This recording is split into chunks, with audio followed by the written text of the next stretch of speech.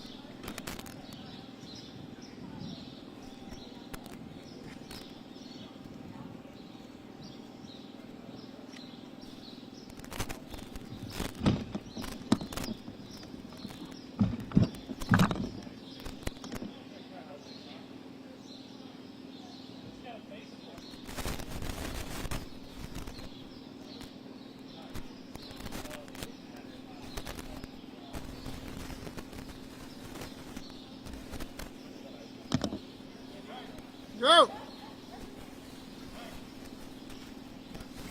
Coming. I'm the pool, that's why. You know, they want these things, man.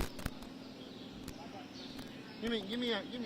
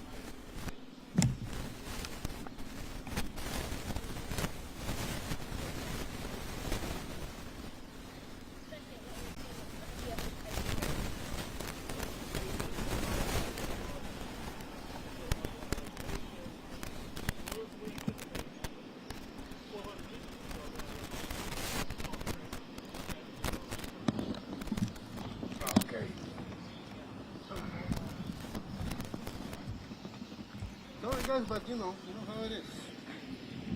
On video.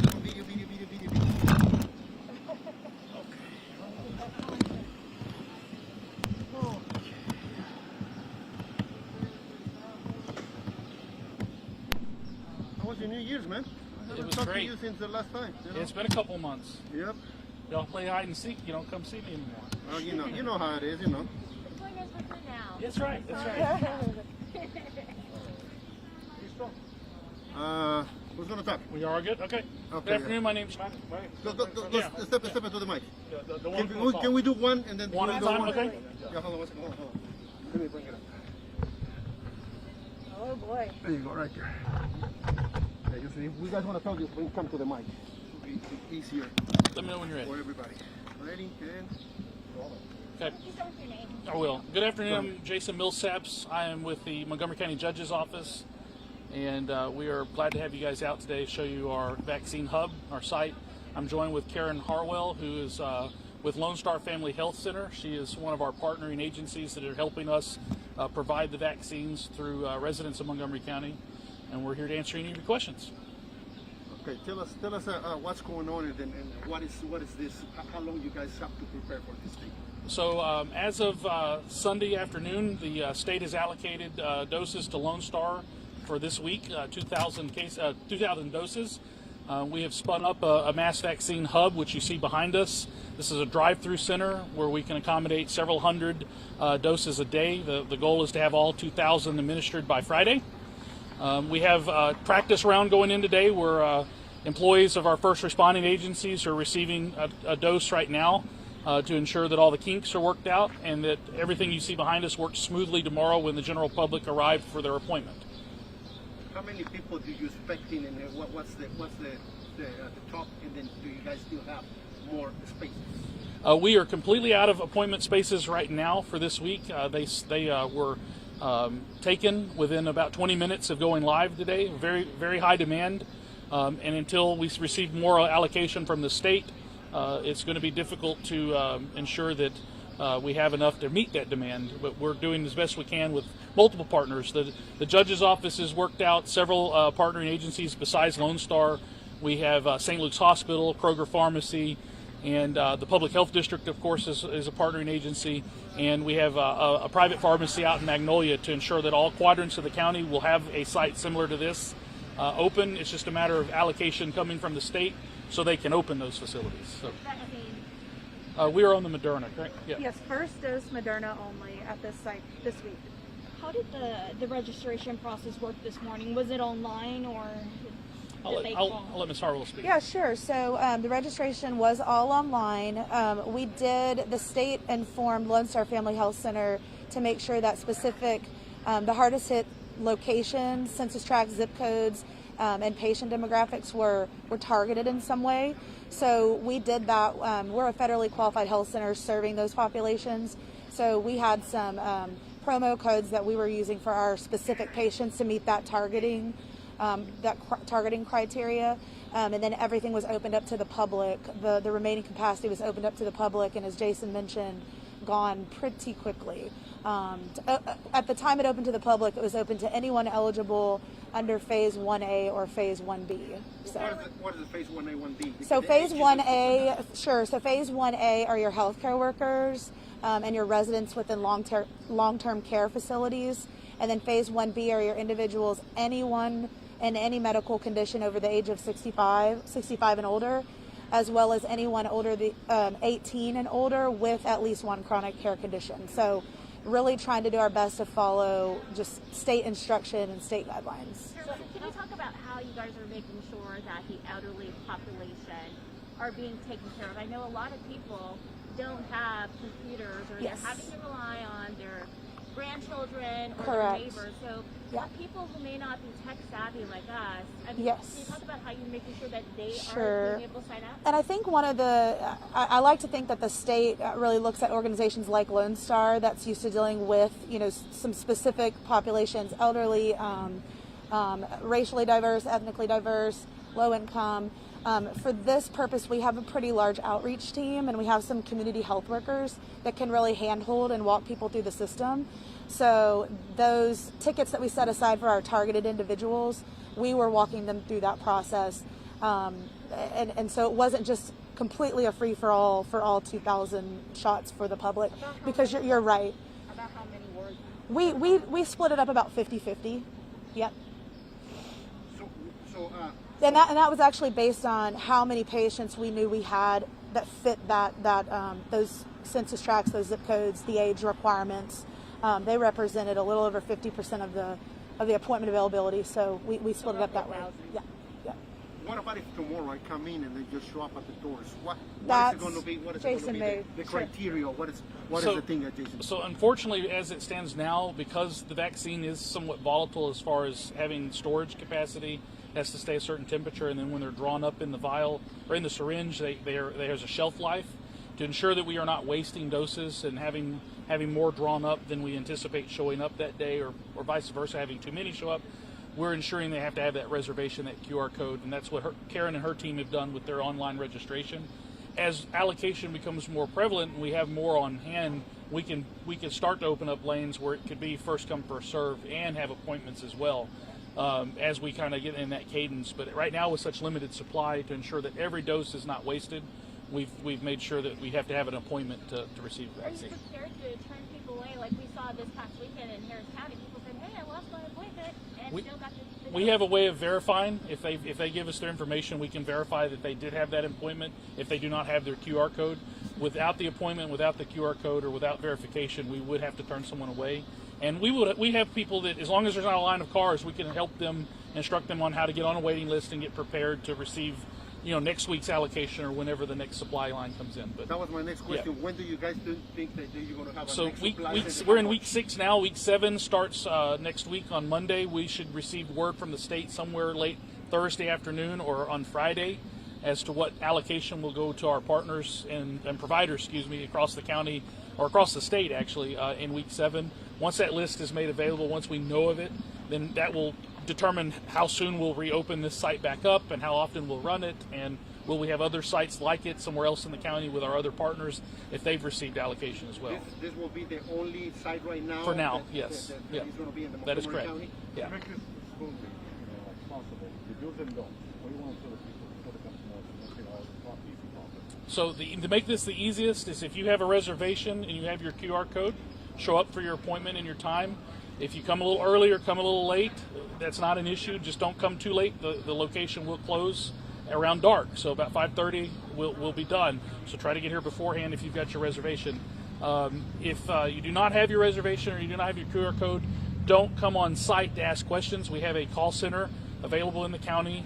You can reach that call center at 936-523 3916, and they can answer questions on how to get on a reservation list or where to get on with another provider, or if there's just a general holding list. Montgomery County OEM through the judge's office has opened up a waiting list on our website. You can fill out basic information.